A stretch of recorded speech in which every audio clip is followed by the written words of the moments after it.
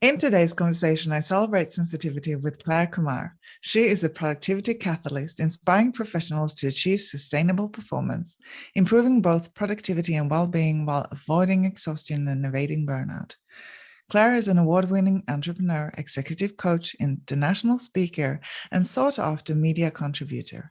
Clare has been featured in Fast Company, The Huffington Post, and numerous news and lifestyle shows. She's worked with companies such as Facebook, Staple, Whirlpool, TD Bank, and the University of Waterloo. Claire's highly sensitive temperament is behind her superpower of noticing little things that make a big difference. She invites you to do the same today. And today, Clare Kumar is here to talk about productivity. Welcome, Clare. Thank you. So lovely to see you, Frida. I'm so excited to have you here. And I also wanted to ask you why you wanted to join in and celebrate sensitivity and why you think it's important. Okay, so why did I want to join in? Because ever since I've met you, I've been charmed by your energy and spirit. So that was number one. But Oh, number two is why do I want to support celebrating sensitivity?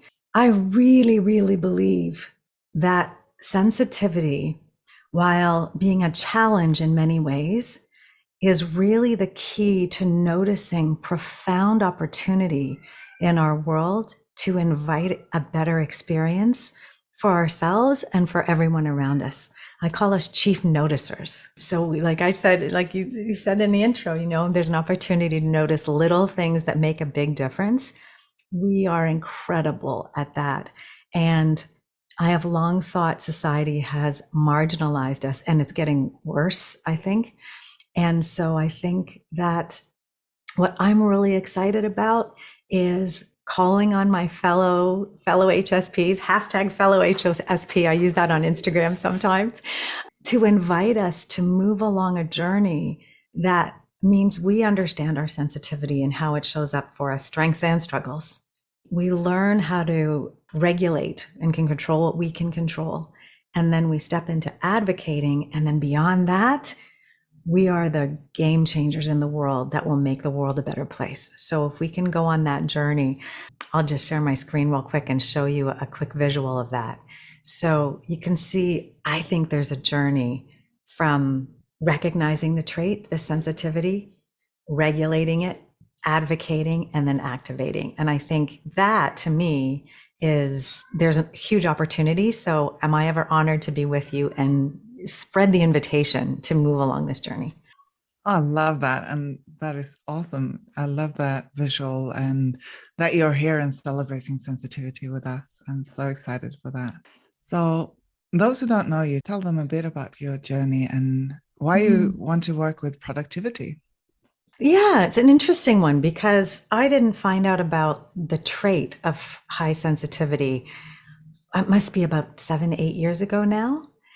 But my whole life, when I reflect back on my experience, I was noticing things. I was advocating for myself. I was advocating for others all the way through my corporate career. And even I shifted out of the corporate career to start my own practice. Even that exercise of figuring out what was I good at? What were my skills? I landed on organization and productivity because it was a natural interest. It was something I was good at, and I saw a need for it. But all that comes from, I think, that because I'm highly sensitive, I need to calm my world down. I need to have my space ordered. I need to have my schedule have breath in it. And so it was sort of survival. It's survival skills for me. And then I realized, oh, these are skills that are not taught in schools. And so now I spend a lot of time, I'm either speaking about productivity and performance, leadership, work life integration, those things, or I'm working with high performing executives and entrepreneurs to help them better design their life so they can achieve what they want in terms of accomplishments, but also that well being, which must be integrated into your performance. Such an important work. What does productivity mean to you? Productivity means being able to accomplish the things we want to accomplish without burning out, without exhausting our resources. I really aim at getting at sustainable performance. So it's that ability to manage self, manage our attention so well that we can bring it to the intentions that we have and then execute. So there's a lot of, I sort of say I'm three coaches in one. The life coaching piece, figuring out what your intentions are, getting really clear on what your values are, and for sensitive people in particular, making sure that what we spend our time on and who we're spending time with, it's all in alignment with our values, our personal values. So the life coaching piece, and then because I've been on my own health journey for the past 10 years now, I've learned a lot about managing an autoimmune disease and becoming more and more and more healthy as time goes on. And so all of that has fueled a learning and a lot of knowledge around well-being. So I infuse performance or wellness coaching in there. And then productivity is the piece, understanding if we've got our intentions and we've got our attention managed because our well-being is really taken care of, then it's about execution. And that's why you see a big clock behind me here, because I spend a lot of time thinking about how we invest our time, how we spend it, how we set up our schedules, how we organize our space to be conducive to being able to then spend time and achieve the things we want. So it's kind of a mishmash of three different kinds of coaching practices. And if someone, as highly sensitives, we have a tendency to really strive and burn out and maybe get a bit allergic to the word productivity. What would you like to say to that? Well, this is why I talk about productivity and well-being together.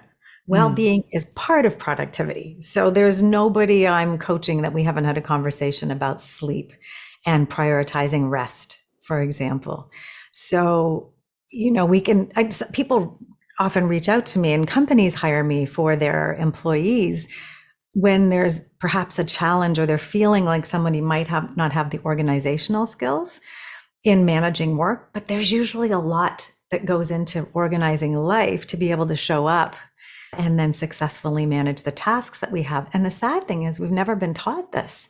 If we've had role models, we could have looked at them and learned along the way. But if we haven't had great role models, if we don't have an innate curiosity in creating order, which I know sensitive people out there listening, some of you will be saying, oh my gosh, I have totally figured this out. This is me. I've needed to figure out how to order my world in some areas, but perhaps others are not working so well. I have a lot of people whose home life is really running smoothly and work life is chaotic, or vice versa. So it often happens that I'll talk to someone and they'll say, yeah, I need your help in this area, and it's specific. So if people are listening, you can feel really good about having skills that have created order and calm and control in one area. There's a lot to be celebrated and can be ported to different areas as well. Sometimes a little work with a coach is helpful because you get a different perspective and some insight as well on things you might try differently. Yeah, definitely. So if someone feels like they want to be more productive, where would you recommend them to start? What's your best tip?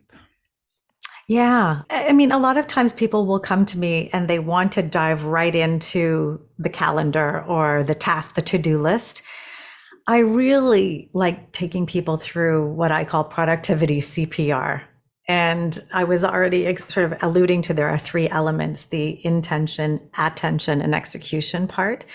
And CPR stands for that. So compass is setting intention, performance is managing attention, and the rituals are all about execution.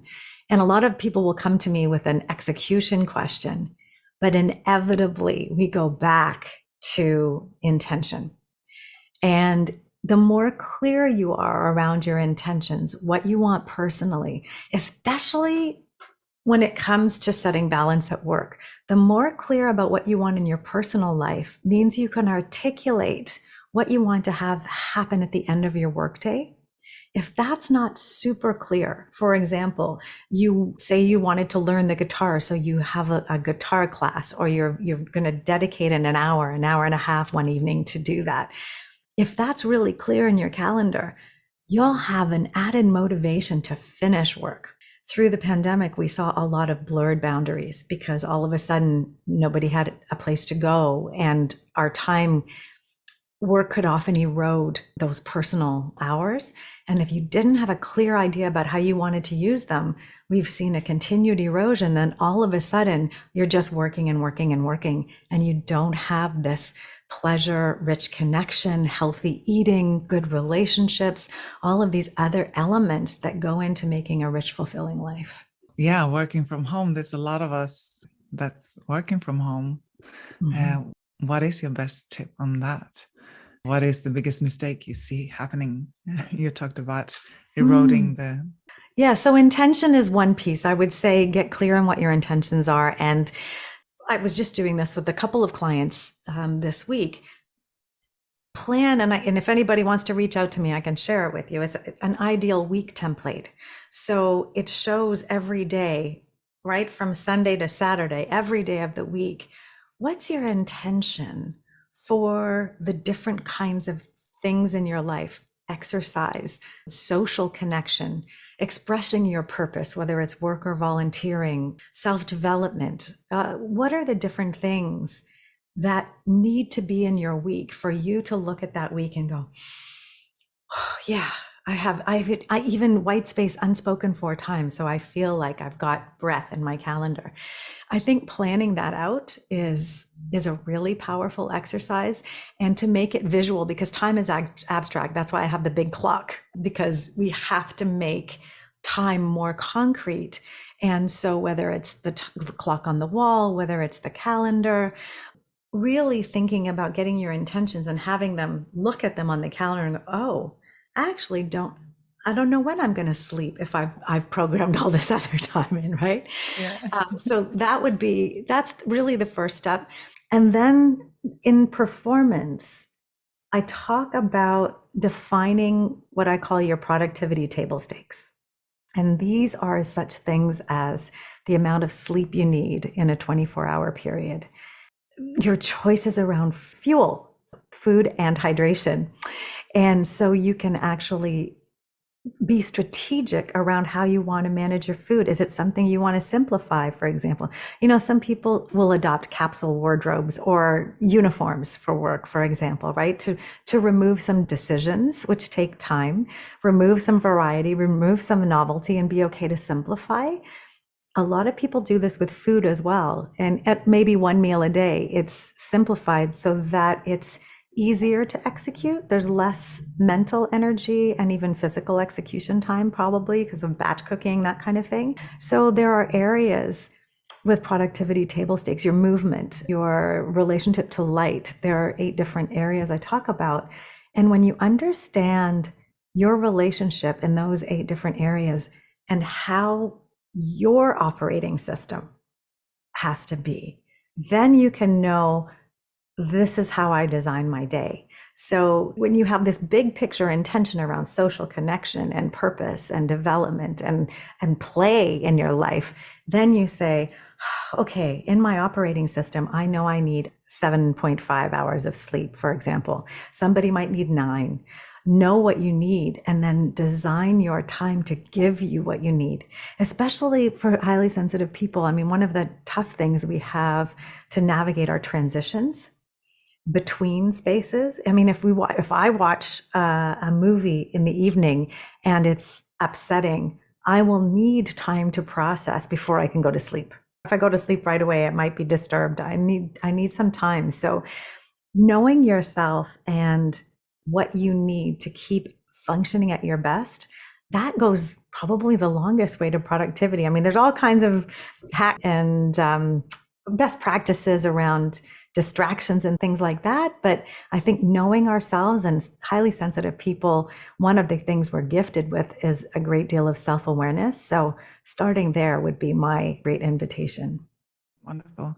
Yeah, I love that exercise with the ideal week. It's so powerful because sometimes we just stare us blind at the big goals, and I want to get there, and that's what I want to do, and that's my attention. But how does that really translate into the everyday life? How do I want my week? How do I want it to look? So yeah, really Yeah. powerful. So what is the biggest action or one action step or the biggest takeaway you want the listener to have from this conversation? I've said this in a lot of talks, and it seems to resonate with the audiences. You know, Sheryl Sandberg wrote the book Lean In, right? My advice is to tune in before you lean in. And that is to really echo that idea I just talked about of really stepping into self-awareness and really honoring who you are when you design your space, when you design your calendar, when you set up your social interactions. Really knowing ourselves and what we need can really set us up for greater success. Sometimes there is a cost when we have to say no to something. My most recent vacation, for example, it was part vacation, part work. And I traveled down to Nashville to go to the National Speaking Association conference in the US. And I was so excited. I had friends speaking on stage. I was really there, happy to support them. And then all of the learning and networking, it was going to be just so much good relationship building. And I got to the hotel, and the hotel was so noisy. I'm going to do an episode all around this on my podcast shortly around noise challenges and how we can navigate it. But the hotel was so noisy that I decided I wasn't going to be able to go and spend a full day in a conference learning and come back into that noisy environment and be able to rest, replenish, recover. So I thought, it's going to be too taxing, and my professional self is at risk because I will be under stress. And so I decided within an hour of being in the hotel, after moving to 3 rooms and none of them were quiet, I said, you know what? And my love was with me. I said, I'm canceling the conference. We're canceling the next 4 nights here, and we're going to go have another completely different vacation, which we did. And so sometimes we have to steer away from things that are going to be harmful to us, even if it's something we want to do, because we have to tune into that self-awareness to know and anticipate and take prior history, for example, as a good cue of this might not turn out so well. So this is going to be what I need now. And let me give myself permission to claim that. Wow. Yeah, that's really powerful. And to know yourself at that level and to really be able to say, no, this is not working for me, and then remove yourself from the situation. That takes some work to get there. Yeah, there's some confidence in it. I think that the awareness piece first has to be there, that you sense and that you allow yourself to check in and imagine almost, how am I going to be in what's going to be asked of me in the next little bit of time? Will I be able to be who I want to be? And in a professional setting in particular, you don't want to be somebody who's unleashing because your emotional responsiveness is just overflowing and you can't regulate as you need to.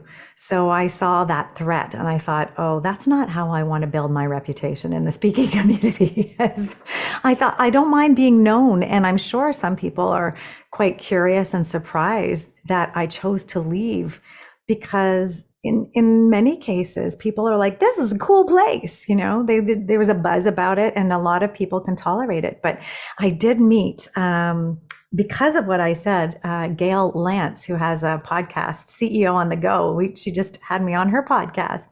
And we were talking about some of this and productivity in general. But we connected because she also left the conference early. So as I look at that model of recognize, regulate, advocate, activate, I want to stand in that place of activation. So I'm going to actually speak to the management at the hotel and invite them to pursue opportunities to have it be a more inclusive space. And so that's where I think highly sensitive people who are really, confident in being able to speak up, that's my big passion project, is to work with highly sensitive people who want to find their voice and speak up to be more productive, to have a rich, fulfilling life, to affect change in the world. That's my big passion. And I think highly sensitive people are just such an asset in the world that if we can all collectively get to that strength and place, wow, this world is going to shift in such positive ways. Love it. And I really can feel your passion around it. And that's why I'm so excited to have you here as well. As you saw that when we speak up, when we set the boundaries, when we tell this is not okay for me, then you connect with other people that are like-minded as well. And you connect with those people that are good for you. And so, yeah, amazing. Yeah, so that's the invitation, is to tune in and then see where you are on that journey. I mean, is it a moment of just taking care of yourself? Is it, or is it broader? Is it something that can come out of here that's going to be for greater well-being of more people? I love that. Is there anything else you would like to add? Just a great love of highly sensitive people, if I can say that. I've been hiring highly sensitive women to work on my team. I recognize I recognize the talents, and we can feel like outsiders, we can feel awkward, we can feel out of place, but I have this t-shirt in mind: I matter. And whether you choose to wear it or you want to have it on a mug or something like that, I really want us all to know that we matter and our voices matter, and our insights can really lead to a better experience in the world. Thank you so much. Thank you so much for joining us. Oh, my great pleasure. You can tell, yes, I'm very passionate about this and just connecting heart to heart. So I look forward to, meeting the people that are listening. Reach out to me. I'm happy to connect. However, Frida, you're going to make that possible. It's just a wonderful group to be part of. Beautiful. Thank you so much.